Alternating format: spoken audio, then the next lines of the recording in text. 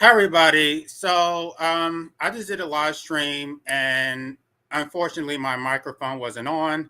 So I'm going to try to do this again because I said a lot in that live stream and unfortunately no one was able to hear me. So I feel like I'm going to say things that nobody is saying. There's this notion that if you don't vote, you can't complain, right? I think the opposite is true. I think if you do vote, you can't complain because you have effectively put your own master in power. Um, there's a lot that I said before, but I'm going to try to remember some of the things that I said. Um, and I'm going to start out by playing this video by George Carlin. I know some of y'all watched it earlier, but we're just we're doing this from scratch, and we're pretending that that live stream wasn't done before.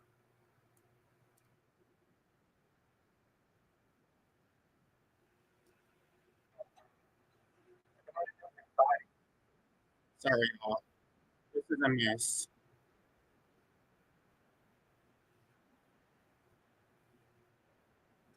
Just 1 second, y'all.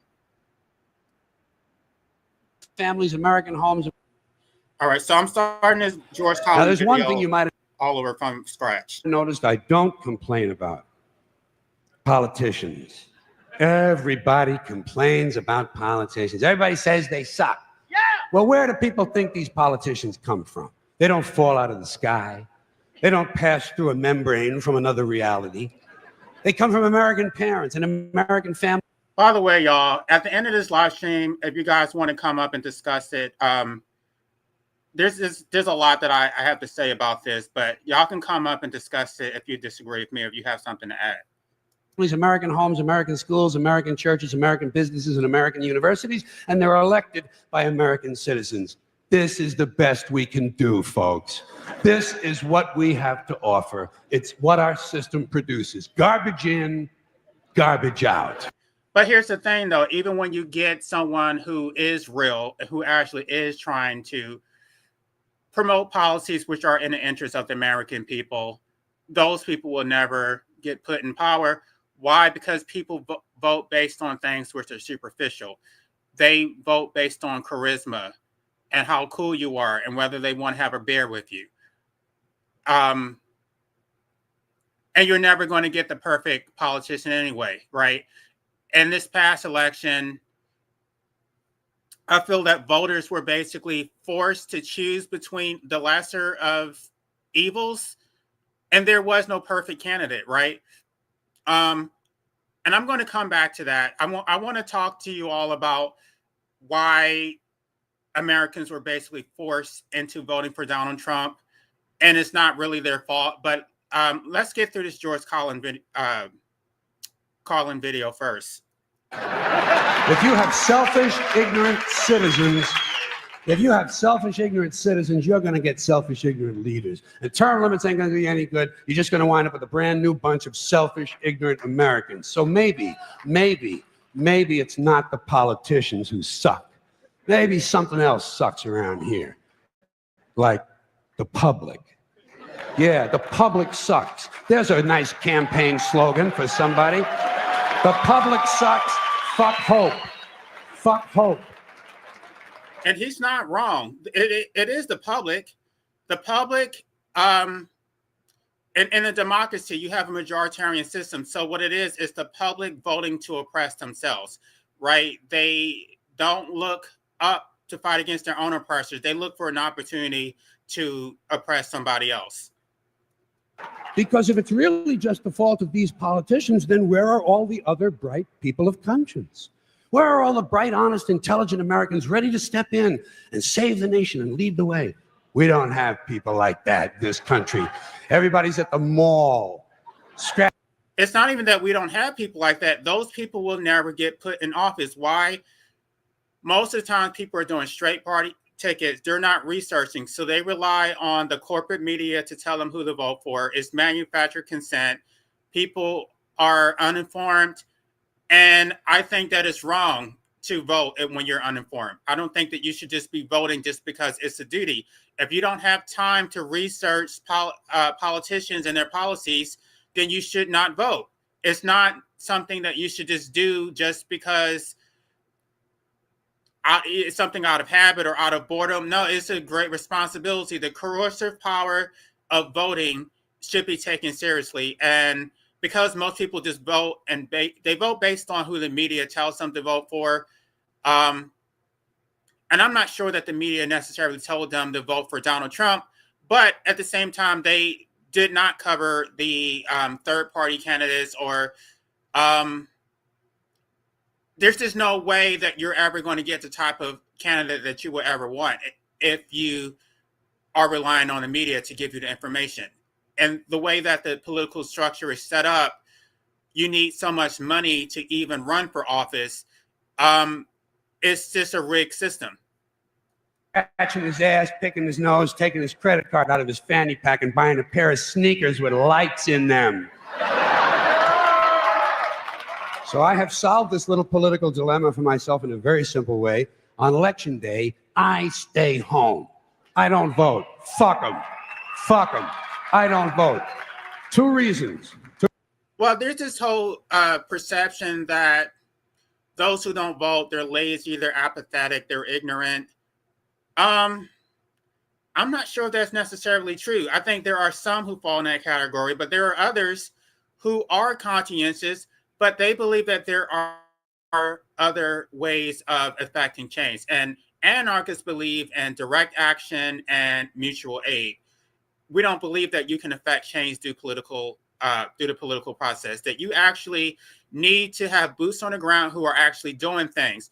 And I'm going to review another video which explains why anarchy is such a threat to the system. Voting is not a threat to the system because you are working within a system and it doesn't work. It never works. You can't affect change by using a system. This system was put in place to keep you complacent in the first place. That's the reason why you will never get any change through so-called democracy. Two reasons I don't vote. First of all, it's meaningless. This country was bought and sold and paid for a long time ago. The shit they shuffle around every 4 years doesn't mean a fucking thing. And secondly, I don't vote because I believe if you vote, you have no right to complain. People like to twist that around. I know. They say, well, if you don't vote, you have no right to complain. But where's the logic in that? If you vote and you elect dishonest, incompetent people, and they get into office and screw everything up, well, you are responsible for what they have done. You caused the problem. You voted them in. You have no right to complain. I, on the other hand, who did not vote, who, in fact, did not even leave the house on election day, am in no way responsible for what these people have done and have every right to complain as loud as I want about the mess you created that I had nothing to do with. So I know that a little later on this year, you're going to have another one of those really swell presidential elections that you like so much. You'll enjoy yourselves. It'll be a lot of fun. I'm sure as soon as the election is over, your country will improve immediately. As for me, I'll be home on that day doing essentially the same thing as you. The only difference is when I get finished masturbating, I'm going to have a little something to show for it, folks. Thank you very much. All right. So I'm sorry for those of you who were here earlier and maybe you've already heard this, but I'm just doing this from scratch because nobody was able to hear me. So there was a lot that he said in there that we need to unpack. I did vote and I have buyer's remorse because the last time I voted was 2018. And since I moved, I did not register to vote because every time I register to vote, I get called for jury duty, right? And I don't have a problem with serving on a jury. The problem is that when you get called for jury duty, basically, before I keep going, make sure y'all can hear me because I don't want to do what I did the last time and I kept running in my mouth. Nobody can you hear me? Put a 1 in the comment section if you can hear me. So when you register to vote, you get called for jury duty. And the problem is that when they call you for jury duty, you don't actually get selected. What they do is they call you down just in case, right? You have to take a whole day off work and you sit around in a big auditorium, wasting time, losing a whole day's pay just because you registered to vote. And they give you $8 for your time, right? But the parking costs $10. So you have to spend $2 out of your pocket and lose a whole day's wage, all because you registered to vote, and now you're going to get called for jury duty and not even get chosen. I never get chosen for jury. They're never going to select me for any jury. So it's a complete waste of time. And I made this huge sacrifice, right? Now, because I registered to vote with my new address, I'm going to be called for jury duty. And I don't think that I got anything out of this election. The reason that I registered to vote and the reason that I chose Jill Stein is because she did put in her platform that she was going to support the right to medical assistance in dying. However, it was on her webpage. Nobody ever heard of it. It was never publicly discussed. I was trying to get her to discuss it before the election was over while people were still listening to her. Now it's over. Nobody's ever going to discuss that again. So I don't think that I got anything out of this. And really, in elections, it's really majoritarian. So it's tyranny of the majority, right? The majority gets what they want. If you're a minority, if you have a different opinion, you get absolutely nothing. So Trump won, and I really don't think that the American people were given much of a choice because Trump was the only candidate who was listening to the American people. He may be crass, he may be a vulgarian, but Trump listened to the American people. The one issue which was important to the American people was securing the border. All these other candidates supported open borders, right? They were not willing to compromise. They were not say, oh, we're going to have some restrictions. No, they wanted open borders. And I'm sorry, I tried to tell them, I tried to warn Jill Stein. If you would just move to the right on this one issue, you will probably have some type of success. But no, you want to have open border. Okay, well now, and by the way, Jill Stein could have gotten the black vote if she would have moved to the right on this one issue, but no. Now people have no choice but to vote for Donald Trump.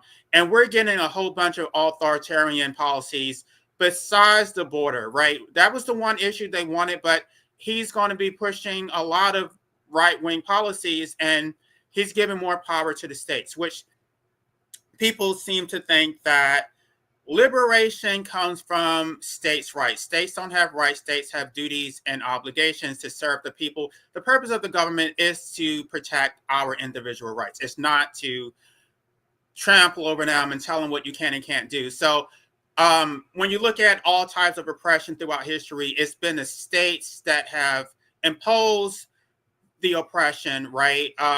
When you look at slavery, you look at Jim Crow, you look at the oppression of women, it's always been the states that have been oppressing the people with the federal government giving pushback, right? So for some reason, there are people pushing this narrative that by Trump giving more power to the states, that's going to make us more free because the people will have a say. No, the state is not the people. The state is an end unto itself, right? Even if that were true, if it was the people, it is the majority, right? The majority. If you're a minority, the state does not represent you. The states are run like pure democracies, which democracies are tyranny.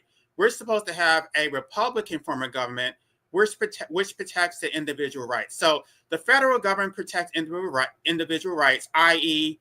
the woman's right to choose.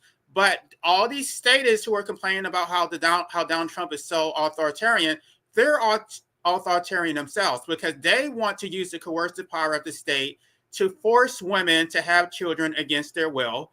And so he who lives by the legalized sword shall perish by the legalized sword.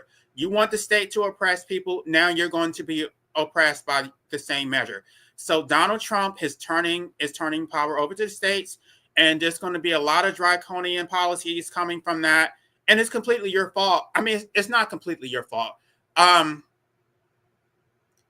root cause of the problem is statism in and of itself. So the solution is anarchy, right? The solution is to stop relying on the government itself, direct action, mutual aid. I don't think that you're going to get any. Okay.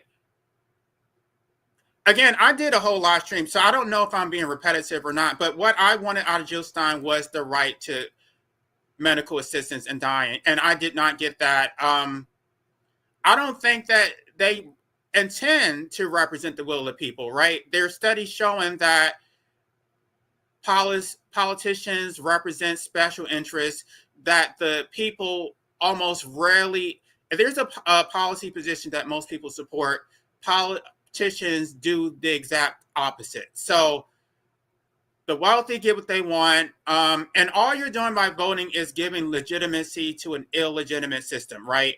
That's what they want. They want more people to vote so that they can say, oh, this was a fair process. This is what the American people wanted.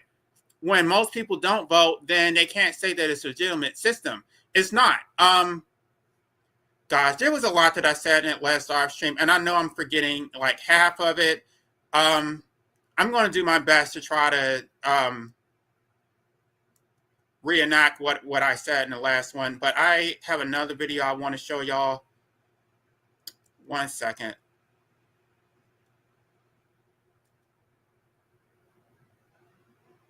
Okay, here we go.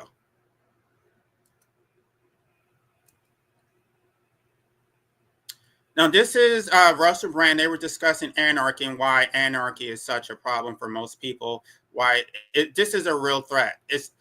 Voting is not a threat. It doesn't change anything, especially when the politicians are controlled. So you get a different face, you get a different overseer, but the result is always going to be the same. There's very little difference between Democrats and Republicans on the domestic issues. Maybe when it comes to foreign policy and immigration, but on domestic policies, you're not going to see much difference. And most policies are enacted at the state level.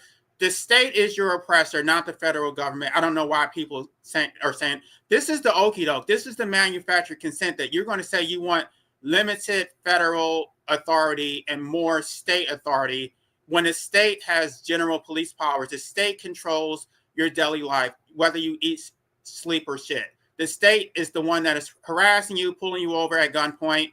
The state determines whether you can work, whether you can get an occupational license, the building codes. Everything is regulated at the state level, and the only protection that you're going to have is going to come from the federal government. Why? Like, there's loads of questions, but one is, why has anarchy had such bad PR? Why is there no iconic, heroic figure of anarchy that's like, though, this is the anarchy woman or man, and where has it been successful, and can you talk us through an example of how it might work in a sort of a reasonable and visible example? Okay, so we'll start with the negative. Yeah.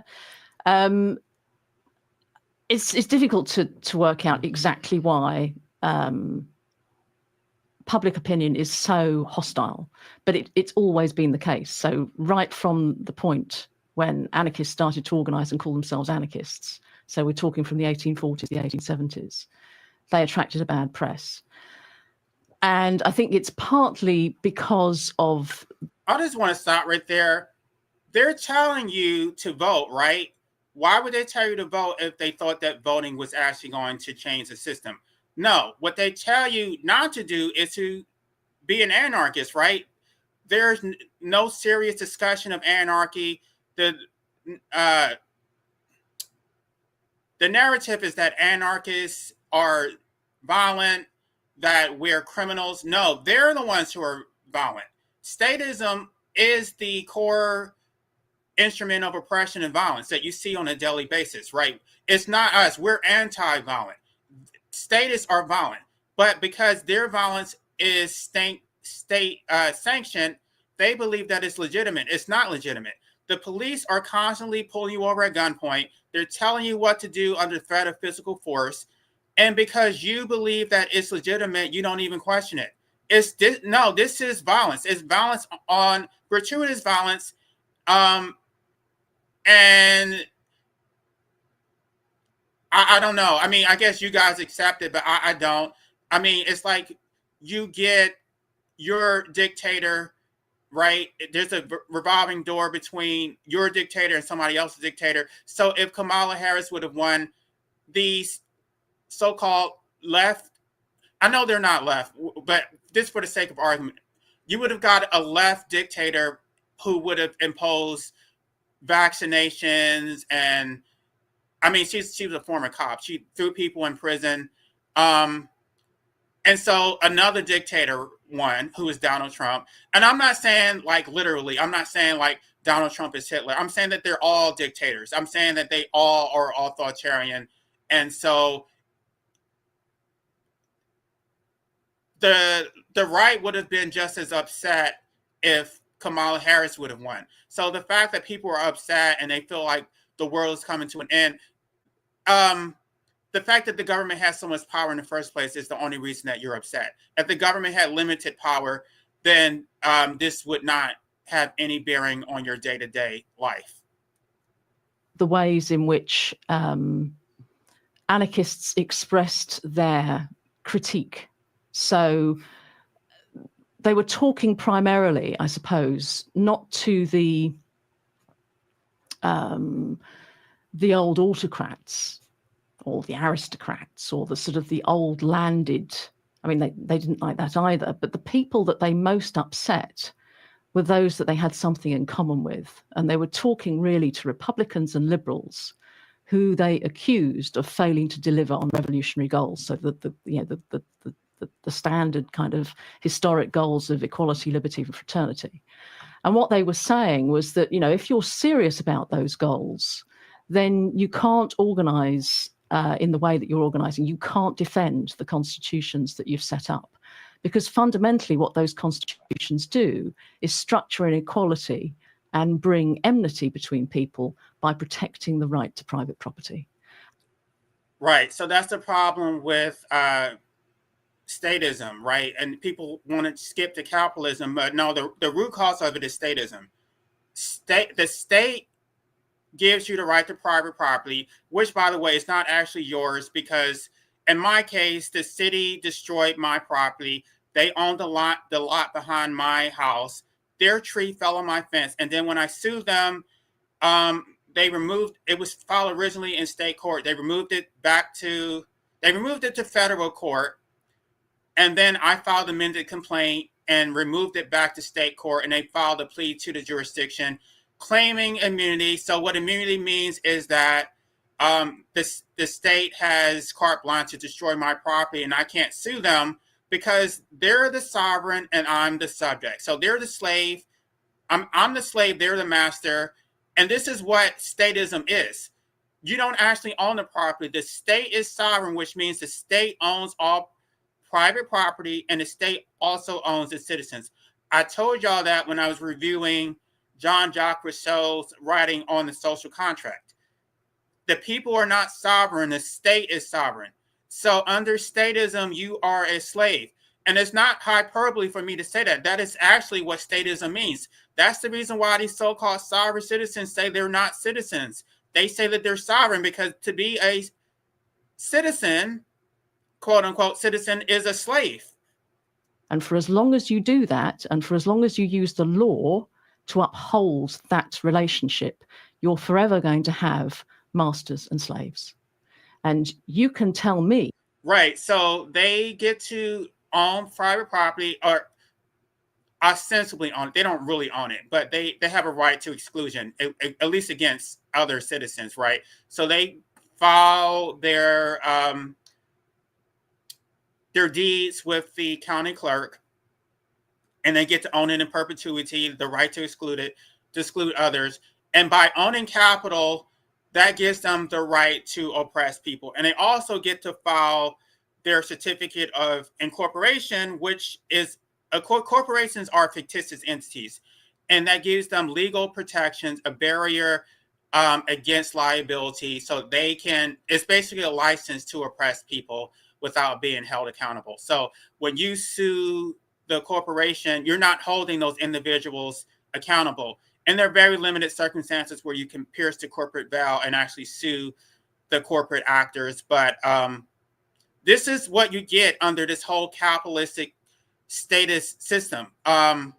It's economic and legal protection for oppression against the American people. And the whole system is rigged. As a liberal or a Republican, that you've abolished slavery, that you abhor that kind of relationship, but actually what you've done in your constitution is that you've formally abolished the ownership of people, but you've now put most people in a relationship of enslavement by forcing them to work for.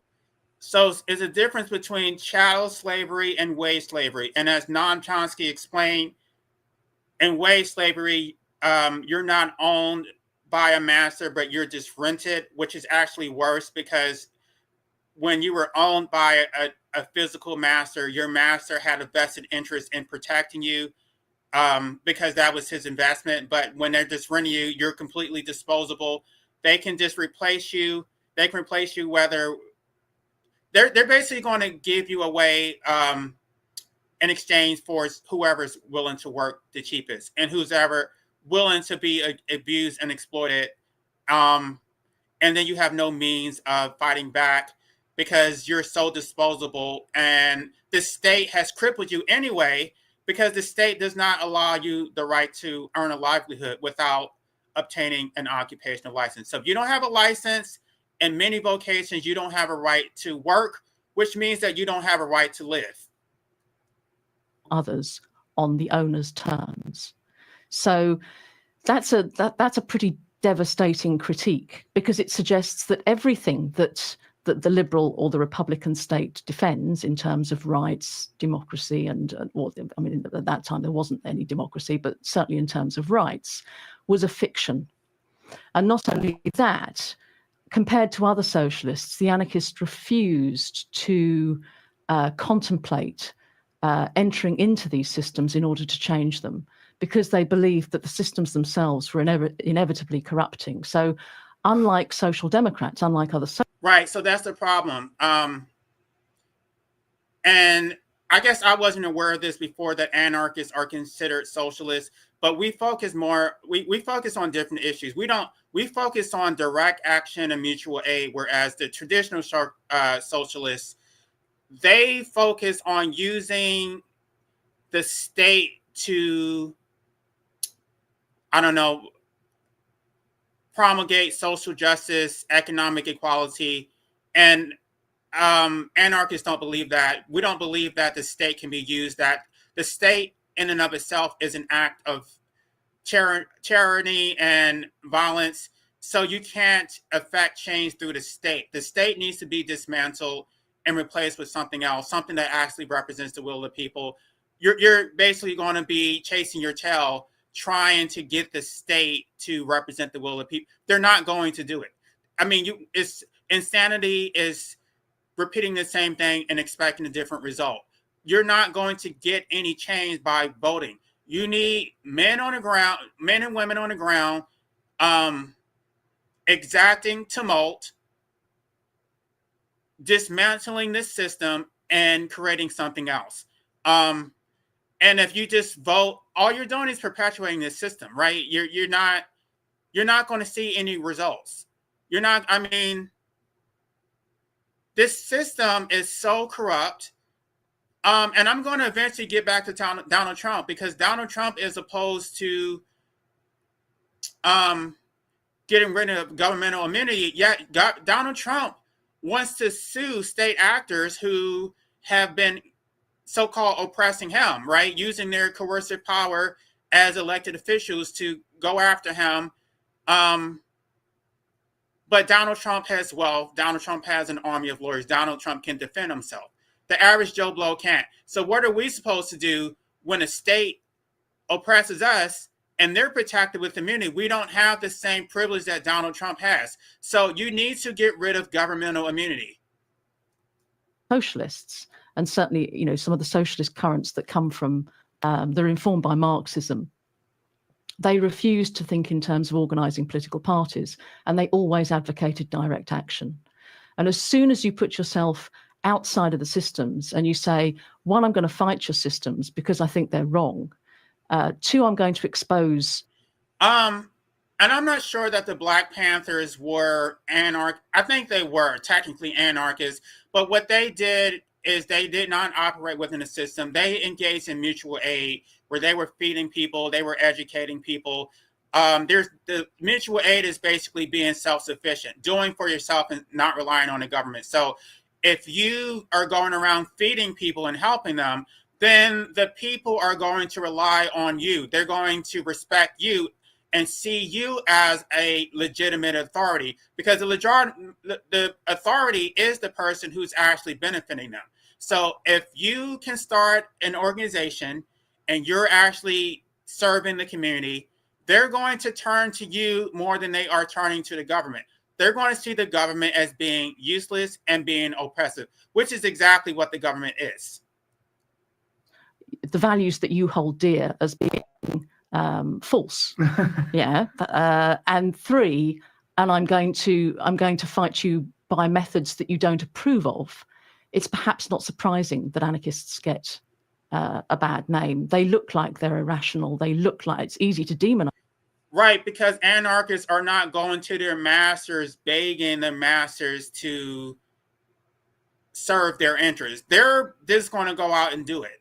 That's what anarchists believe in. I mean, there's not enough anarchists to try to organize a movement around it. But if there was a real movement for anarchy, we would be a threat to the system, and it would force the system to actually serve us, because they would be begging us to come to them and beg them for help. By the way, when you write your elected officials requesting a policy change, they love that, because they're narcissists. They're narcissists. It feeds into their God complex. They want to feel that they are in power, that everyone's coming to them like little children, begging them for help. So they love when you write them letters. They love when you show up at city council, because if you just ignore them and disregard them, it's like God, right?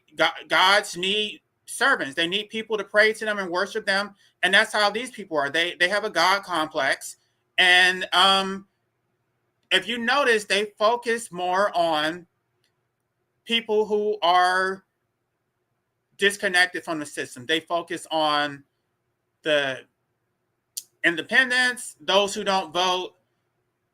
If you're a part of the system, you're registered as a Democrat or Republican, you're just a regular traditional voter, you are completely irrelevant. You are completely disregarded. They don't give a shit about you. They care about the people who don't vote. They want their vote. They have to actually work for it.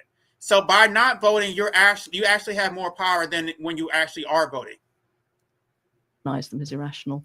They look like they're outlaws. They look like they just want to destroy. And that's how they're portrayed, even before anarchists do anything that's remotely controversial. And right, when I talked to my brother about how I was becoming an anarchist, and eventually I do want to start an anarchist party within my state, my brother told me that, oh, nobody's going to support that. That's such a threat to the system. Like, I need to call it something else. I need to call it the Freedom Party, or no. It's supposed to be a threat. When people hear the word anarchy, they quake in their damn boots. Their boots. That's exactly that's the emotion that I want to evoke from people when they hear the word anarchy. The word anarchy is a threat, and everybody knows it. And that's the reason why everybody's running from it. Everybody's calling themselves, they want to be libertarian, they want to be freedom minded, or a classical liberal. No, I'm calling myself an anarchist. That's what it is. I'm not calling myself anything else, because I already know the emotions that are invoked just by hearing the word anarchy. People know anarchy is a threat. And there are controversial things that anarchists do historically, but even before any of this happens, anarchists are being demonized as outlaws and criminals and people who need to be dealt with repressive force. Repression through censorship, through violence. Basically, we just need to get rid of the anarchists. Nobody needs to hear from us. We don't matter. We should not have a voice. There's nothing legitimate about anarchy, because all we're doing is speaking out against this, what is, and there's not any imagination for what could be. So people think that anarchy is something subversive when it's not. Anarchy is the state of nature. Anarchy is what was before statism exists. In a state of nature, everyone would be anarchists, right? We're acting like anarchy has never happened before. No, statism is a recent invention. Statism has not always existed. All indigenous cultures were anarchistic. So this is what we had. I mean, there are issues about the fence, right? We can talk about that, which there are solutions for that. But mutual aid also protects that. So if the government is not protecting our rights and the government is acting as an oppressor, then we basically need to dismantle it. And we do have a right to overthrow the government. And I hope when Donald Trump gets into power that he does pardon all of those insurrectionists, because that is their constitutional and not a constitutional right, because the Constitution only enumerates rights which already exist under natural law. That is their natural right. That is their right under natural law to overthrow the government. It's interesting how many norms are called into question by even the basic tenets that you have introduced, and seemingly polar philosophies or ideals such as liberalism, republicanism, conservatism, socialism, capitalism, Marxism are rendered as being part of a quite limited attitude and quite a materialistic and commodifying attitude towards, I don't know. And that is the main reason why people don't mind being controlled by the state, because they are capitalistic. They are interested in consumerism. They like an easy, comfortable lifestyle. They don't want to be responsible for making their own decisions, for controlling their own lives. They want somebody else to do it. But the problem is, they will say that the everyday person is corrupt, that the everyday person is incapable of controlling their lives, or they're not smart enough. But at the same time, they trust the government, right? As if the government is not made up of everyday men who are just as corrupt as they are. So if you don't trust your neighbor, or if you don't trust someone down the street to control your life, why would you trust the government? The government is just a collection of men, a collection of assholes and dictators who want to control your life. So I'm not sure what people think the government is. You think that the government is AI? Do you think the government is just some nebulous, benevolent entity who wants to serve the common good? No, the government is here to oppress you, and you should be revolting against this government with every fiber of your being. And if you're too much of a pussy to stand up for yourself as a man, the least you can do is not have any fucking children and put them into this oppressive fucking system. People and resources. Thanks for watching this. All right, y'all. So that's, where am I? Oh gosh. Okay, I don't give a shit. I don't give a shit that there are only 10 people here. You know what? You're trolling at this point. Glad to see you crazy nitwits are doing something in POC instead of writing and harming people. Okay, well, I'm not going to say that shit on YouTube. But we're going to have to get you up out of here because you're a fucking troll. And you are exactly the type of, let me block you before I keep running my mouth. You are exactly the type of people I'm talking about. You are a authoritarian statist who wants to take away our individual rights.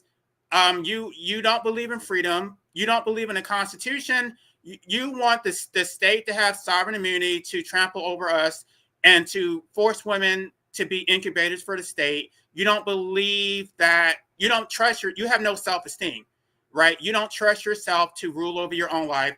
Therefore, you want somebody else to do it. You are a slave. You have a slave mentality. You're not a man. You are a fucking pussy. And by the way, I'm on camera, so it's not like I'm hiding. Like, I could be hiding behind a blank screen, but I'm on camera. Who the fuck are you? Who the fuck are you? Okay. I don't know what to say. At the end of the day, none of us chose this shit. None of us chose to be born into this oppressive fucking system. So none of this is our fault. So I do not consent to this oppressive fucking system. I do not consent to being harassed by the police, having my money taken, being subject to oppressive laws. If somebody has anything constructive to, I'm going to post a link for anybody who wants to come over here. But I have one other video that I want to review, and you guys can, you guys have time to come up here. I don't give a shit about that person who was trolling. Shit. This is a minority view, so there's not supposed to be a whole bunch of people coming up here. Most people are not anarchists, so you think I'm going to have thousands of people coming up here saying they're no? Most people are statists. Most people don't have the self-esteem to control their own life. Most people want to be slaves because they have a comfortable life. They get to consume a bunch of shit, and they don't have to make decisions for themselves. They want the state to do it. Now, I want to review this other video. This is another anarchist who doesn't believe in voting. So I don't have to reinvent the wheel. I'm going to go ahead and review what he has to say about it. Hi everyone, I'm Chris, and this is my channel. Recently, a friend of mine who agrees with a lot of what I say and I were talking about the subjects that I like to talk about, like politics, government, capitalism, that kind of thing. And I told him that I don't vote, and I don't even care about elections and candidates and parties and presidents. That sounds pretty strange when people realize that I've been a student of politics and political science for years now. They find that very strange. But I told him I'm really only... I think it's strange for people to be having these psychotic episodes all over TikTok, crying and weeping, and allegedly people have deleted themselves because Donald Trump was elected. I think that's very strange, right? If you're deleting yourself because the politician who you did not want was elected, then that is a problem. Then that means that you don't support statism. That means that you're basically an anarchist. You don't support having rulers over you. You just don't want to admit it. You're not intellectual enough to admit that you oppose statism. So as a consequence, you just think that you should delete yourself. And you should have the right to delete yourself. I don't have a problem with that. I just don't think that that is the best reason to do that. I think you are oppressed. But just because Donald Trump was put in power, if you wanted to delete yourself, then it should not be because of Donald Trump. Interested in radical politics and radical solutions. He could understand where I was coming from, as I had made the case to him, as I'm going to try to make to you, that radical politics are the only way to really make worthwhile change. Radical politics, according to Jean-Jacques Rousseau, the only way you're going to get revolution is through tumult. You need to have actual boots on the ground, causing chaos, dismantling this system. You can have civil disobedience, or you can have uncivil obedience. And I guess everybody knows what civil disobedience is, but uncivil obedience are, for example, when you get a speeding ticket, don't just make it convenient and write them a check or a money order. Go down to the courthouse with your pennies, dump it out on the counter, and make them count every single fucking penny. Make them have to work for their fucking oppression. You can do things like when you get oppressed by the police officers for going over the fucking speed limit. Okay, well, you wanted me to go under 40 miles per hour. Oh, now I'm really going to go under 40 miles per hour. Now I'm going to go 5 miles an hour. Now I'm going to cause traffic jams, and I'm going to cause so much chaos that your oppressive fucking speed limit, which is not for the purpose of public safety in the first place, is going to be untenable, and you're actually going to have to change the damn law because nobody can fucking live under this fucking bullshit. He said, okay, but still, why don't you vote? It only takes 5 minutes. It doesn't just take 5 minutes. And I know he's going to address that, but it entails researching the policies. I mean, if you're a responsible voter, because most people are low information voters, they just vote a straight party ticket. They really don't know what's going on. I think if you don't have enough information, you should not be voting. Voting is an act of violence. It's an act of state coercion that you're going to impose your will with the stroke of a vote, with the stroke of a lever, or whatever your voting method happens to be. Yeah, if you don't have enough information, you shouldn't vote. And the people who are less equipped to vote are the main ones who do vote. So, and on top of it, we don't have any real choices. We're going to be choosing between the lesser of evils. And I wish I could say that even with among the third party candidates that there was a perfect choice. There really wasn't. Donald Trump was the only one who was going to secure the border. And even though Donald Trump is authoritarian, people voted for him because it was in their rational self-interest. If any of these other candidates would have moved to the right on this one issue, maybe they could have won the vote or at least made a dent, right?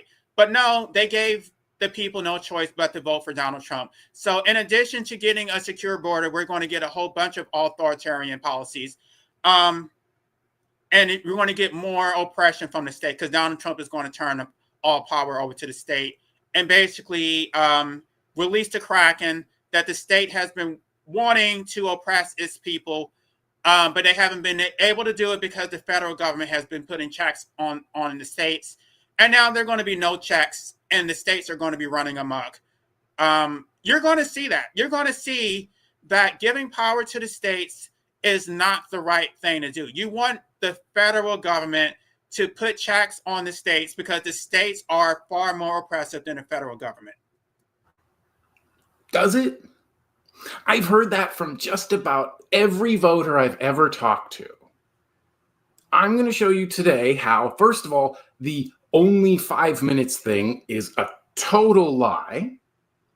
Oh, what I wanted to say is that you get forced to register to vote. I mean, while registering to vote, you get forced to serve on jury duty, which I already mentioned. But for those who just came in here, oh no, by registering to vote, you are enslaving yourself to jury duty.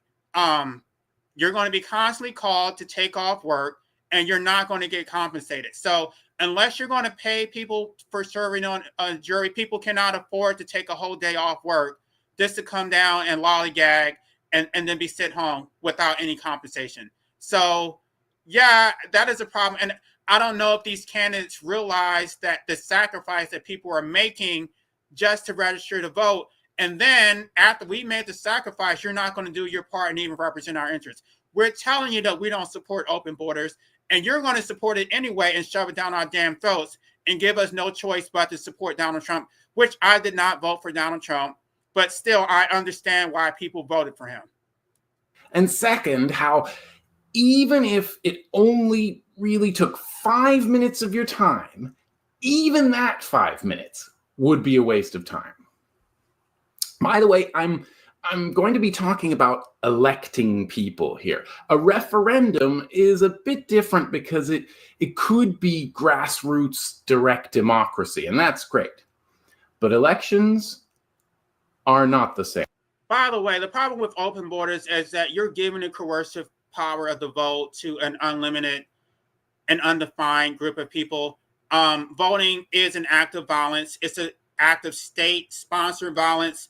And you're just going to give that to anybody. And I don't know why a libertarian would support open borders when the libertarians, if any group, they should know that. You're going to give the coercive power of the vote to people who are hardcore statists, who want to use the coercive power of the state to control and suppress people, and you call yourself a fucking libertarian. No, you want to be selective about the people who are coming into your country or your voter base. You would want people who are libertarian minded. You don't want fucking open borders from hardcore statists. That's not what the hell you want to get a free society. Let's start by speaking bluntly about what voting is. Whom do we vote for? We vote for people who will pass laws and decide how our money will be spent. We never actually asked anybody to pass laws over us or take our money and decide what to do to us with it. States do not ask permission. They plant themselves on a territory, claim a monopoly on that territory, then demand we follow all of their laws, or else. And they also claim a monopoly on the use of physical force. All government regulations and all laws are acts of violence. If you don't follow it, they're going to come with their guns to either throw you in a cage, take your property / money, or take your life. Those are the only ways that laws and regulations are enforced, by threat of physical force. Face their punishments. That means that all states, everywhere, are in a kind of master-servant relationship with us, and they are the masters. Right, they're supposed to be the servants, but they are the masters. It's from the top down. They're telling you what to do. It's not the other way around. You think that you have a say in this shit because of manufactured consent. Even though you live in a so-called democracy, which is actually a Republican form of government, you don't actually control it. The media tells you what to do. And even though I know the media did not necessarily tell people to vote for Donald Trump, the media still told you that you only had two choices, and you voted between those two choices. You didn't even look into the other choices, which, by the way, those other choices were not necessarily stellar either. But you did not go in there with all the information. You probably didn't even know all the candidates that you had the option of choosing. So the system is rigged. Even if there was a real candidate running who was actually going to push the issues that you support, you will never hear about them. They're not going to be covered in the media, and you're not going to research them.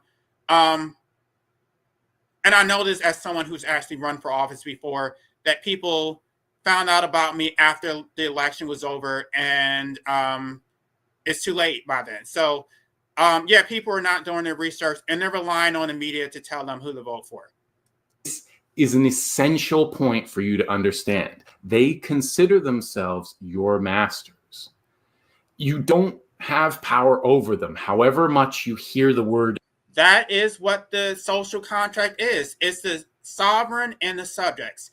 They know this stuff. I thought that maybe this was a secret. No. When I sued the city for destroying my property because they neglected their tree, which fell on my fence, they claimed sovereign immunity, and they claimed that I did not have a right to sue them, because in order for me to have a right to sue the state or the city, the state would have to give me an independent property right, or the state would have had to abrogate their immunity by waiving sovereign immunity. And so because all property is owned by the sovereign and all citizens are essentially owned by the sovereign, I don't have a right to sue the state unless the state gives me that right. I don't actually own my house. The sovereign, which is the state, owns my house, and the state is giving me the privilege of living in my house in exchange for me paying property taxes and obeying their unjust law. So I don't actually own my house. The state owns my house, which is why the state has carte blanche to destroy my property, and I have no legal recourse. Now, this is the worst form of tyranny, and people are saying that we live in a free society. This is not freedom. This is the worst form of, and it's not the fucking federal government who destroyed my fucking fence. It was the fucking state. The state left their fucking, the state / city left their fucking tree on my fence for months. I had to finally get it off at my own expense and repair my own damn fence. And when I fucking sue them, they claim fucking sovereign immunity, and there's nothing I can do about it. And you're supposed to just fucking accept that? What is your recourse in that situation? When the state can do whatever the fuck they want and you have no legal recourse, you can't rely on the courts to defend you. So, as Donald Trump previously stated, the last line of defense is the Second Amendment.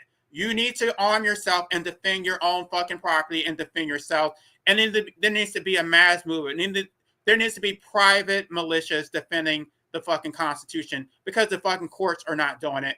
And there's one thing I can say about Donald Trump. Donald Trump does support the Second Amendment.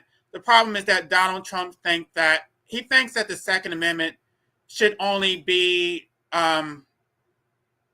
defend it against the federal government. No, you need to defend your Second Amendment rights against the state. The state is your oppressor, not the federal government. Democracy. They have a monopoly over the land and a monopoly over the creation and application of laws, and they never asked you for consent. When you vote, you reinforce this unequal master-servant hierarchy. You give them license to continue to treat you like you don't matter because you're begging them to change. How much could someone with power over you represent you? We're always told there are representatives, but how could they possibly represent you? Look for yourself. Look at the... And most of their authority is mental. It's not even physical, right? What they rely on the fact that you see them as a legitimate authority and that you just obey them without question, right? If you question them, if you don't accept their authority, they take offense to that. Even if you don't resort to violent tactics, the fact that you don't accept their authority is an affront to their self-esteem. They do not like it. And I know it because I've encountered them and I don't respect them. And I talk to them just like I would talk to anybody else. And I talk to judges in plain English. I don't talk to them with any type of extra consideration or respect. I don't because I don't respect them. And I'm not an actor. I don't know how to pretend to respect people. You're not honorable unless you're behave in an honorable manner, right? You're not honorable just because you have a fucking title.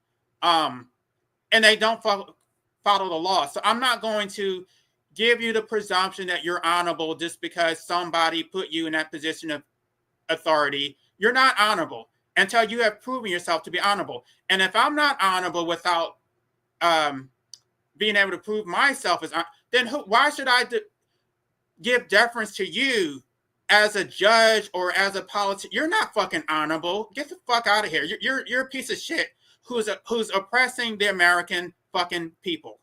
The voting records of your so-called representatives. Look at everything that you know about them that's in public record.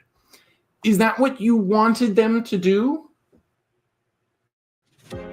Dentists hate when you do this, but Sorry, they can't. y'all. I tried to download it first, but the volume changed. So will sound weird to most voters, but if they're not doing everything you want them to do, if they're doing anything you don't want them to do, they aren't your representative. They're not. They are clearly operating without your consent. If they had ever asked you, you might have been able to say, I don't give you permission to vote that way on my behalf. But that's not how politics works, because politics has never been supposed to represent the people. Indeed, there is no the people to represent. We all have different interests. Right. The smallest minority is the individual. Unless you are protecting the rights of the individuals, then you don't protect rights. There is no collective. The collective is just a group. So, it's the tyranny of the majority, right? Imposing their will. So democracy only serves the majority at the expense of the minority. It is a form of oppression. I don't know why people think it's anything else. It's impossible to represent the only way it can represent the will of the people if it was limited in scope, right? If it was going to say the purpose of government is to protect your individual rights. Anything beyond that is beyond the scope of government. So that is the purpose of government, right? You're supposed to have the right to life, liberty, and property. If it was only protecting that and not regulating every aspect of your daily life, whether you can work, the type of house you can live in, just the type of vehicle you can drive, just regulating every aspect, the type of healthcare you can have access to, right? Because I don't believe in traditional medicine. I believe in holistic medicine, but that's not authorized. And those practices haven't been approved by the fucking government. So they're going to force me to have health. I'm a veteran, so I can use the VA, but still, You only have access to the healthcare that they approved of, which is why the cost of healthcare is so expensive, which is why education is so expensive. I'm eventually going to come back to Donald Trump dismantling the Department of Education. I don't know why you would dismantle the Department of Education if you're not going to cancel student loan debt. I would think that the two and two would go hand in hand. And if he does cancel student loan debt, which is not currently being discussed, then I would support dismantling the Department of Education, because that's just I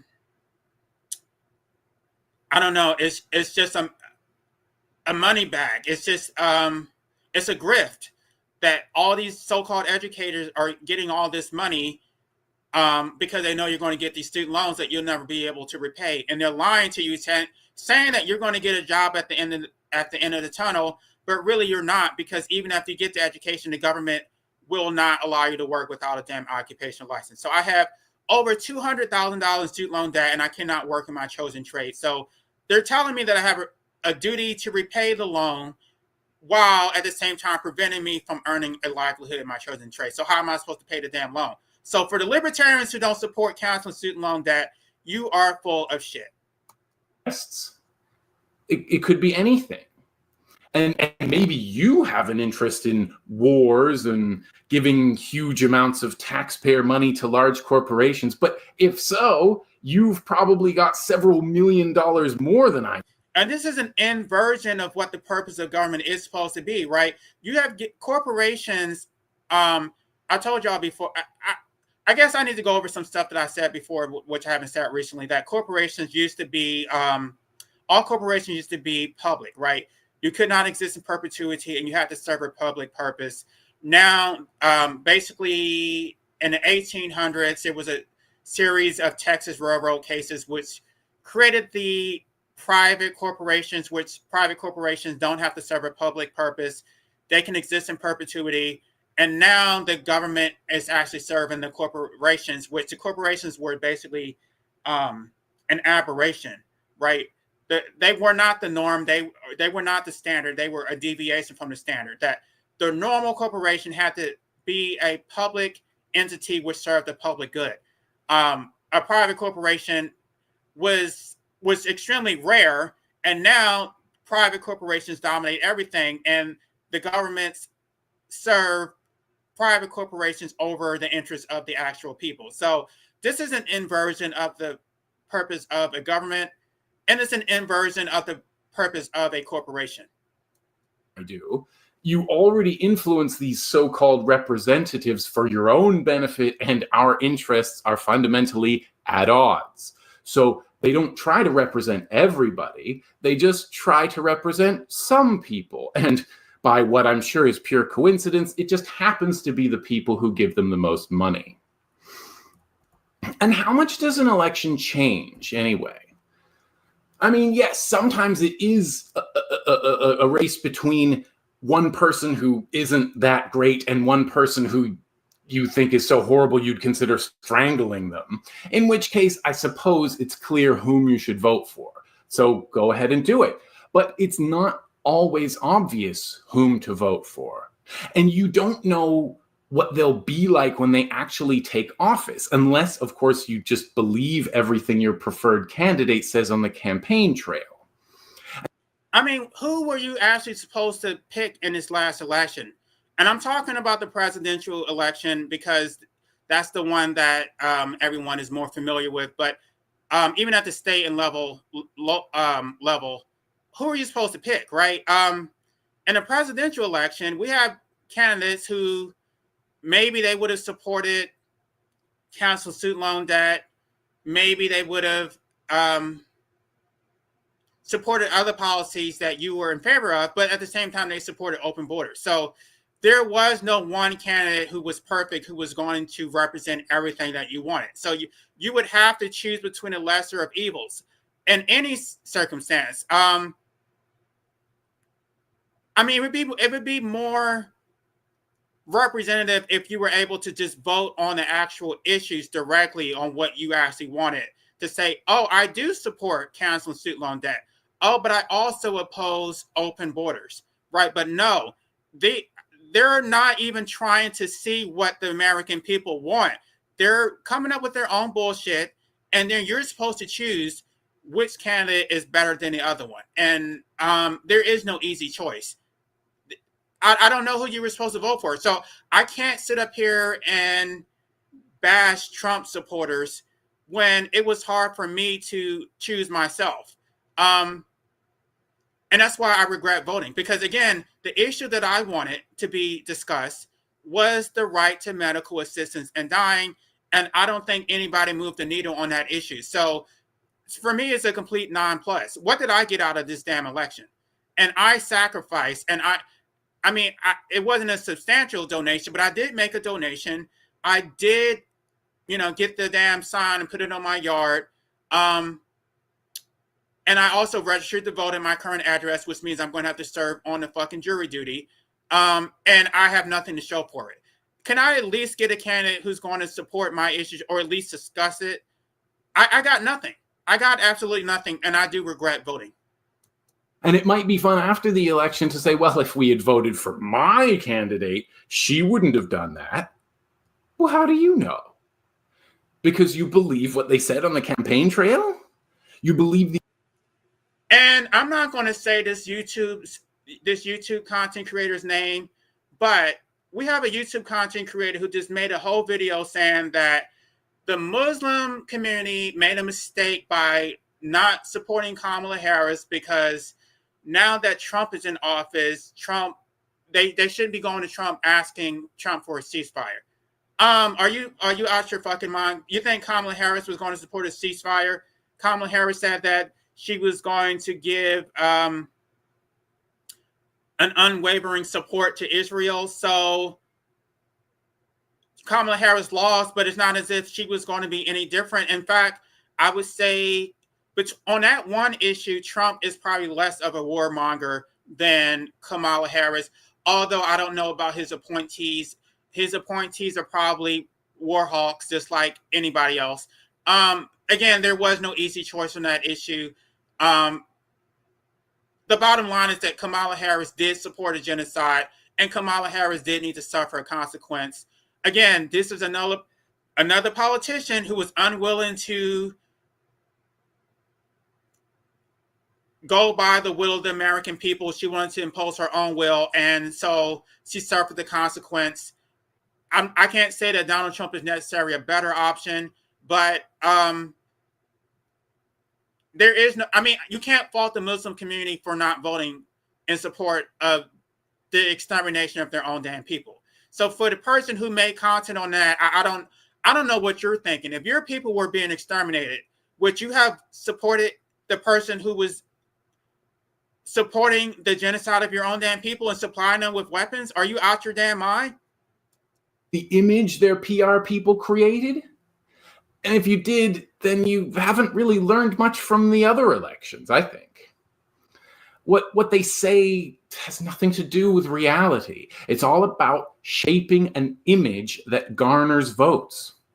Of course, you also have the opportunity to throw away your vote on a third party that, because of campaign financing and all kinds of other laws, can't afford the team of lawyers and organizers and marketers, and therefore has no chance of winning. And that feels good. But I don't think that's the point of voting. No, it's not that it's the point of voting. It's not that they're actually going to win. And I already called it. I already knew that these third-party candidates can't win. But what they can do is they can push their issues and push it into the national discussion, right? So I already knew Jill Stein wasn't going to win. But what I wanted her to do was push medical assistance and dying into the national conversation. So I already knew that. I don't... If she had done that, then I would not feel that it was a wasted vote. Now, because the Democrats are stealing the Green Party's ideas anyway. And she had done that when she had the power, right? Because when you're running, everybody wants to talk to you. Everybody's listening to you. But you only have a short window to have voices heard, right? You're a conduit. You're a proxy for other people, for your voters. If she had discussed it, then maybe the Democrats would have stolen that idea from her, just like they steal everything else. But no, it just went nowhere. It was on her campaign page, but it was never discussed, and nobody's ever going to bring it up again. Nobody thinks that medical assistance and dying is an important issue. And I don't know. I mean, there's not going to be an opportunity for a very long time for it to come up again. I mean, and with the Supreme Court in Canada, it was pushed through the Supreme Court.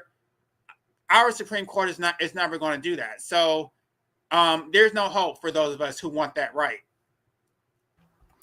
There's more to it though. Like you might have to mount a huge campaign just to make sure that you aren't being represented by this huge asshole. Why would you want to be ruled by either of them? Why would you want to take the risk of being ruled by the bad guy?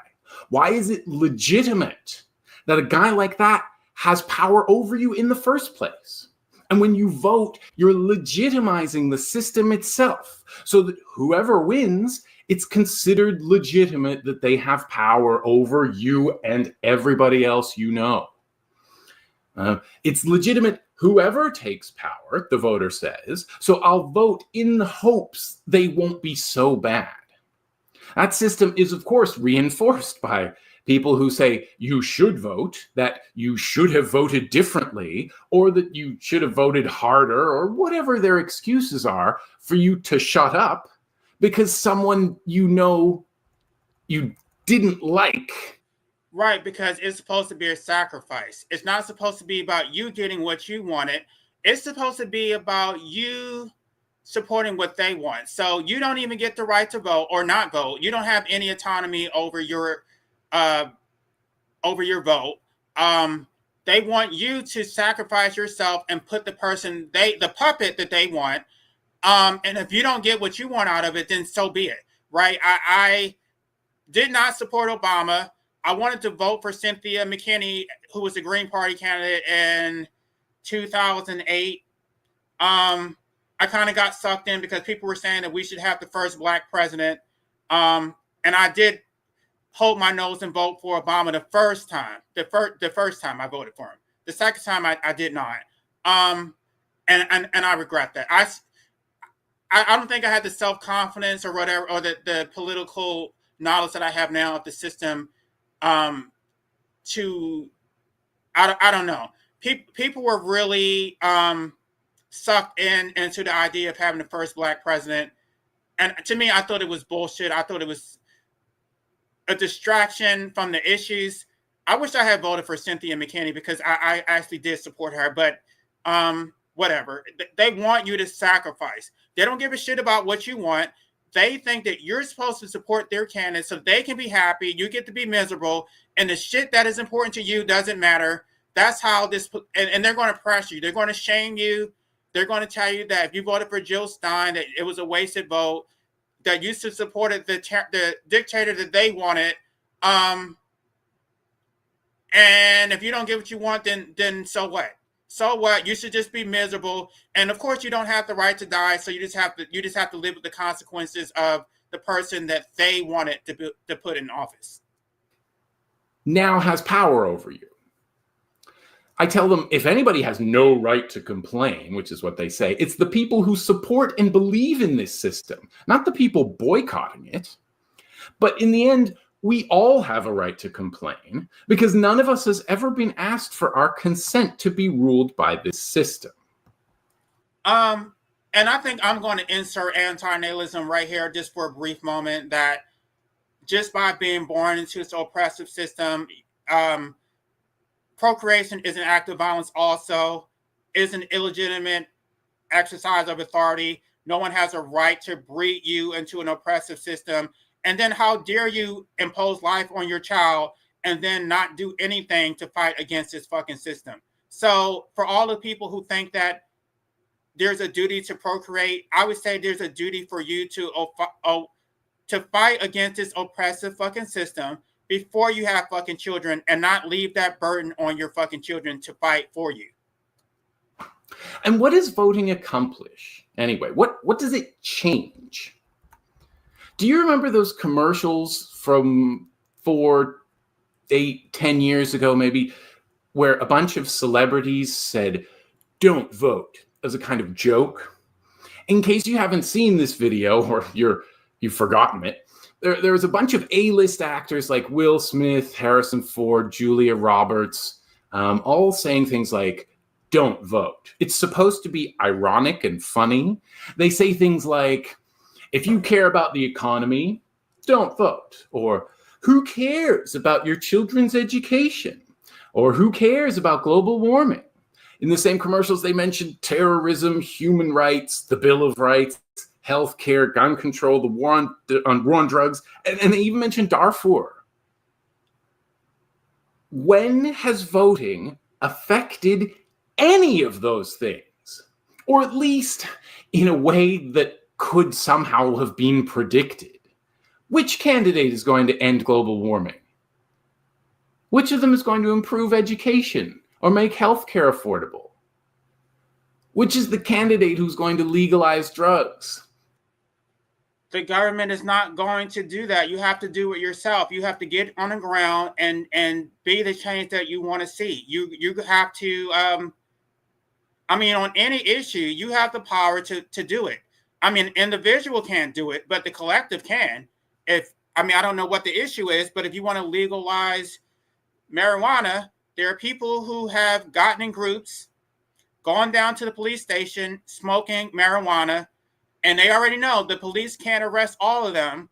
So basically, you nullify their oppressive laws. There's jury nullification, which I need to do a separate video discussing what jury nullification is.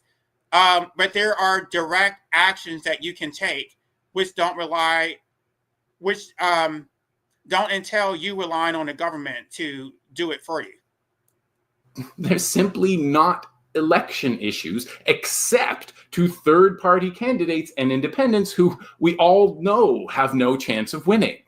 The system is set up so those people can't win. We'll talk more about why these problems do not and probably cannot be solved by the state in another video, but I bet if you thought about it even before then, you could figure out why by yourself. Let's get to this claim that it only takes 5 minutes or an hour or however much time to vote. That it's just a short, really short time in your life. I haven't been able to take my... All right, y'all. So we got another commercial. Sorry, I tried to download it again. Let me see if I have any comments while we're doing that. Let me post this link if anybody wants to come up, because I know there's very few people here, but maybe y'all have something y'all want to say about this.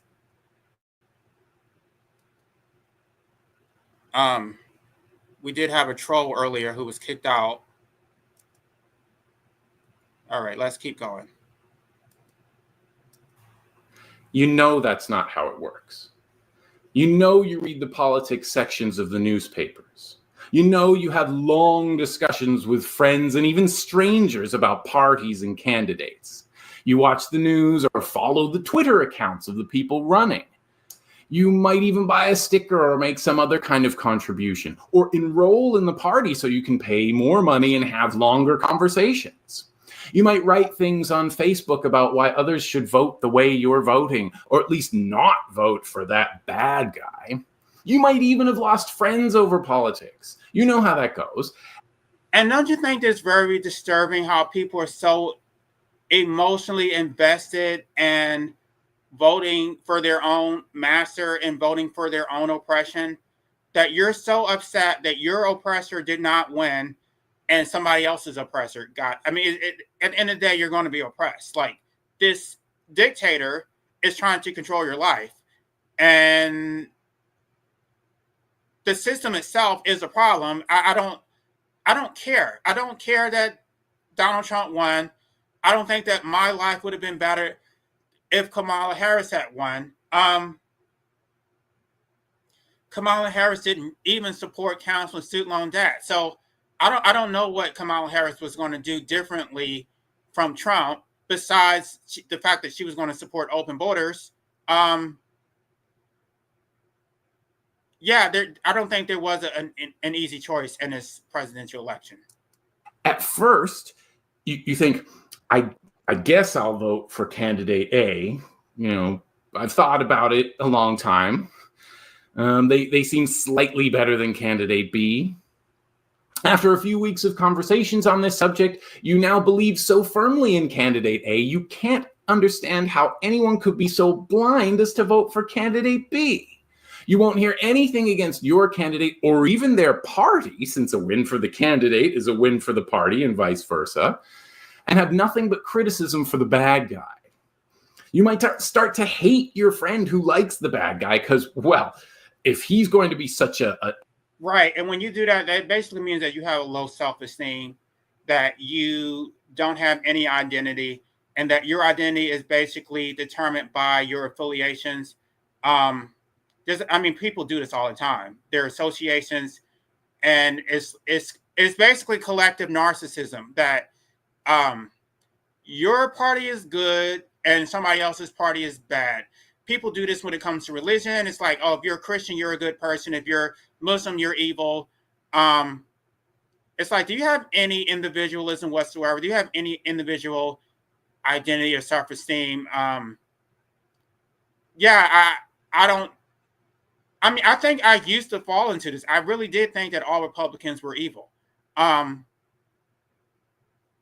at the end of the day, if you're a statist, then you're evil. It doesn't matter whether you're Republican. It doesn't matter if you're socialist. If you support authoritarianism, if you support governmental policies being imposed through physical force, then to me, you're evil. It doesn't matter what your ideology is, whether you're liberal, conservative, you're a statist. And to me, all statists are exactly the same. Ignorant, terrible person as to vote for the bad guy. I don't even want to know him anymore. So please, people, please, don't give me that 5 minutes of your life nonsense. It takes huge amounts of your life to engage in politics, and nearly all the time voters spend on it has no effect on anything other than your own certainty that you're right. But like I said, even if you avoid the discussions and ignore the buzzing noises we call news and only just cast a ballot, you're still wasting your time. Because you're still not doing anything worth doing. First, as all studies on... And I was very naive to think that money didn't matter, right? Things that you can do to actually affect change are things like starting a business or starting a nonprofit, mutual aid, educating people, things like that, things that are going to affect people's daily lives. Voting does absolutely nothing, especially in electoral politics. If it for a referendum or an initiative proposition, that's something else. But putting candidates in power, no, that does not change anything. And I think everybody knows that. Everybody knows that when you put politicians in by the way, there's a certain pathology for running for office in the first place. There's only a certain type of people who would run for office, and a profile or the archetype. They're usually going to be attorneys, which a lot of attorneys are narcissists. They're cluster B. They need narcissistic supply. They need constant validation. They need their ego stroked. That's the reason why they do it in the first place. Those who are community oriented, those who actually want to serve, they don't usually run for office, right? You see this all the time. And people are saying that Donald Trump is a narcissist. No, I don't think Donald Trump. First of all, narcissists are not usually obvious, especially the covert. They seem altruistic. I would say narcissists, they're very good at hiding it. I think Obama, Kamala Harris, and these people who seem like they are so congenial, those people are narcissists. That Donald Trump appears to be an asshole. That doesn't make him a narcissist. I don't think people know what narcissism is. Narcissism is a complete lack of empathy. I think Donald Trump is schizoid. I think Donald Trump believes his own bullshit. That's not the same as narcissism. Donald Trump believes that he's right and he's not going to be deterred by what somebody else said. That's schizoid. That's not narcissism. The subject can tell you, your vote has very little chance of mattering anyway. You have roughly as good a chance of influencing the election as you do of winning the lottery, and a much greater chance of getting struck by lightning. Second, as I said, you're reinforcing this master-servant relationship that keeps most of us on the bottom and a few people at the top with power over us. Could you imagine what would happen if there was an election where nobody voted? I mean, literally, nobody voted. And both candidates got 0 votes. Because in this last election, at least at the state level, there were many offices which were uncontested, right? And I don't vote based on party. I read the voter guides and I see what your policy positions are. And a lot of those voter ballot questionnaires were left blank because their offices were unopposed. So just because your office is unopposed doesn't mean I'm going to vote. What if everybody chose not to vote and both candidates got 0 votes? You would dismantle this entire oppressive fucking system, right? There would be nobody in office. But of course, that's never going to happen. And that's the crux of the problem. That the people have been programmed to think that this is the way to affect change and get out of their drudgery, and it doesn't work. So, yeah, ideally, we would get to a point where nobody voted. I know that's not realistic, but that would completely dismantle this entire system. There would be nobody in office. There would be no rulers and no slaves. Third, you give yourself the illusion that you're doing your duty or making a difference so you can go home and put your feet up and say you've done your best, you've done your good deed for the day or even for the next 4 years. And then you get a sticker that says, I voted, and you get to prance around and act like you're such a good civil servant. You didn't do shit. All you did was vote. Like, I mean, what did you actually do? What did you actually accomplish? Until the next election. I don't want that kind of assurance when I'm doing something of very questionable value. And fourth, there are much better ways of spending your time. If you really want to make change, you can. There's a lot you can do. There are 2 basic solutions to the problems of capitalism. And everything we're talking about here on this channel is a problem of capitalism. The first, we won't go too much into details today, is mutual aid. If you want to read the book on mutual aid, it's by Peter Kropotkin.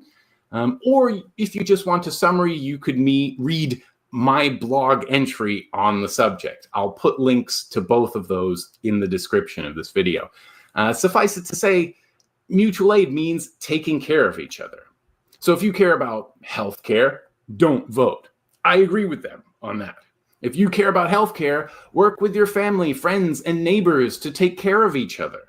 Maybe get some kind of insurance pool thing worked out so that if one person has an accident, the others can be there for them. You wouldn't be the first. If you're worried about safety or security, work together to form a kind of neighborhood watch. Make it easy to contact each other in a crisis. And that is a threat to the system because they don't want you doing it for yourself. They want you to rely on them. There are apps that facilitate that, by the way. If you think you might lose your job, you could start a cooperative with the people around you. A business where instead of, the founders owning everything, it's owned by all of its employees equally. So they can all make decisions and all have equal or at least much more equal pay.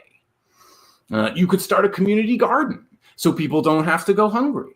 Or a community library, which in some places is just a cabinet on the side of the road where people can take and drop off books. Mutual aid helps people. It builds community, and it makes us all equal. And I bet any of the things I just mentioned would take a fraction of the time you already spend reading and arguing about the next election. The other thing that we could do is direct action. Again, I'm not going to devote too much time to it here, as it's worth a whole video on its own, but let's at least talk about what it is and give a few examples. Direct action is when people try to solve a political problem outside of the channels the ruling class has handed down to us, like elections. So instead of begging the elite for help, you force their hand. I like the Wikipedia article on this subject, so again, link in the description. So I'll read a little bit of it here.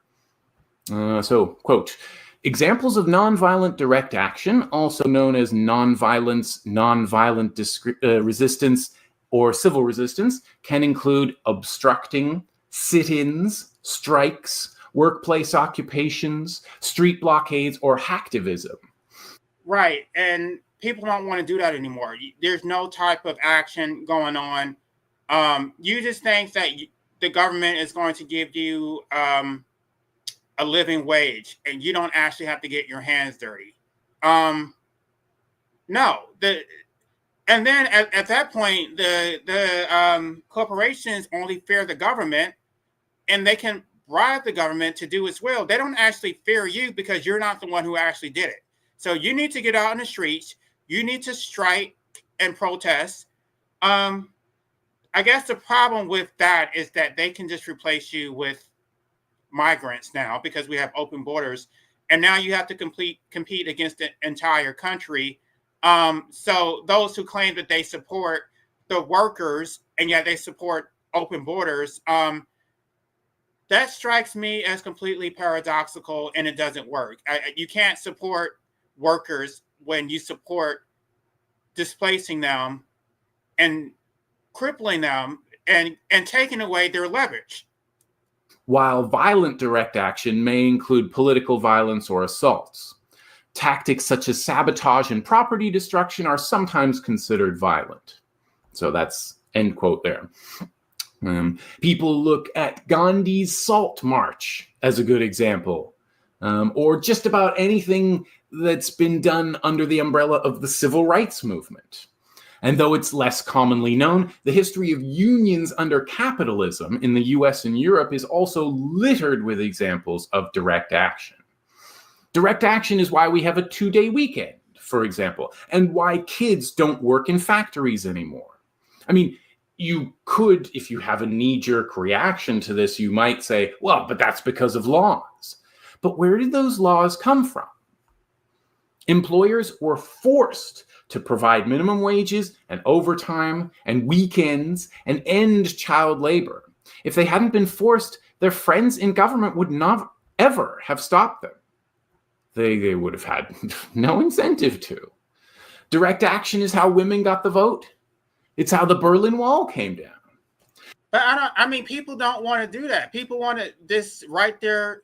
I'm not even sure they even write their last elected officials. They just want to complain and not get their hands dirty, and then just think that somebody's supposed to do it for them. No, you have to get down on the ground, and you have to get out in the streets and cause tumult and force these people to do what you want. Make it uncomfortable. They have to suffer consequences. With that, I think I'm going to go ahead and end this live stream. I'm surprised that no such thing as anarchy. Okay. So I see we have another troll here. There's no such thing as anarchy.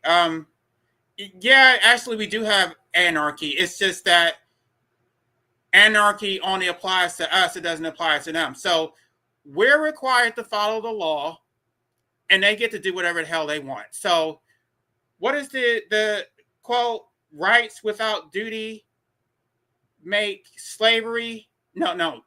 Duties without rights make slavery. Rights without duties make anarchy. So we're the slaves. They're the sovereigns. They get to do whatever they want.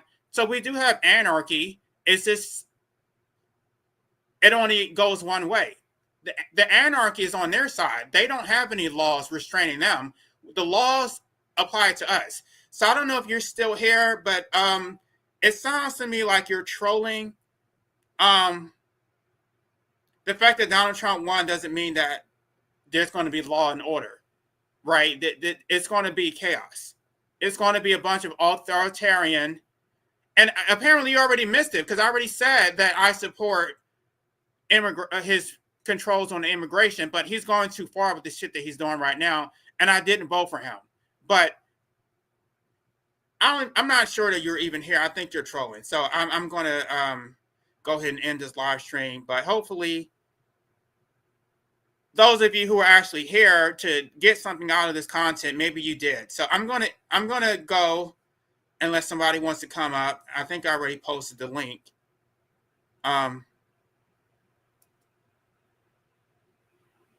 If you really disagree with me, you can come up here and debate me, but you don't need to be trolling.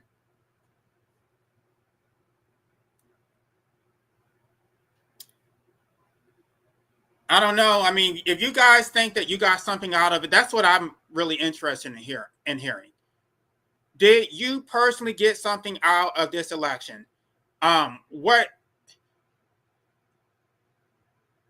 I don't know. Maybe you didn't vote for Trump. Maybe you did. But even if you voted for the candidate you wanted, are they representing your interests? Right? Who was actually representing who was actually the perfect candidate who represented your interests all the way down the line? Nobody. And I don't think anybody would disagree with that. Can you name one candidate that was running? And I'm only talking about the presidential races just because those are the ones that we are most familiar with. But can you say that there was any candidate who actually represented the will of the American people perfectly? No. All right, so I posted the link. I'm not sure that I don't have anything else to say, so I may have to go ahead and end this live stream. All right, y'all. Okay, I do want to come back and review Trump's policies. It's not that I necessarily agree with them, but he is the president-elect. So, I guess even though most of us probably didn't vote for him, we need to see what we can do, what we can get out of him. Maybe there's something. I don't know.